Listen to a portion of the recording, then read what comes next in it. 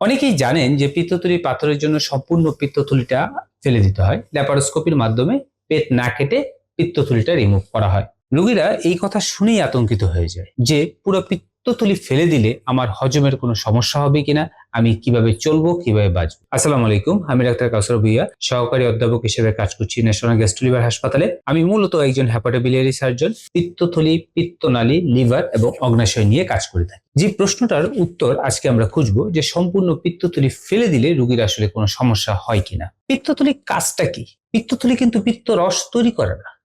পিত্তরস তৈরি হয় লিভার থেকে এবং পিত্তথলিতে সাময়িকভাবে জমা থাকে।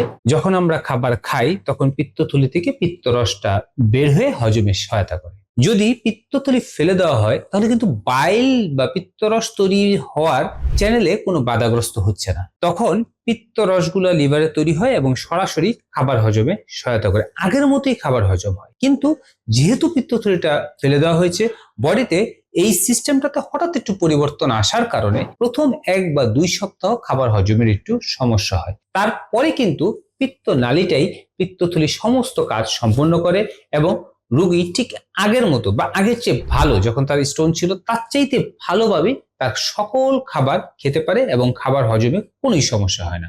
পিত্তথলি শরীরের কোনো ইসেনশিয়াল অর্গান না। যদি এটা আক্রান্ত হয় বা ইনফেকশন হয় তখন কিন্তু এটা অপারেশন করে অনেক সময় রিমুভ করতে হয়।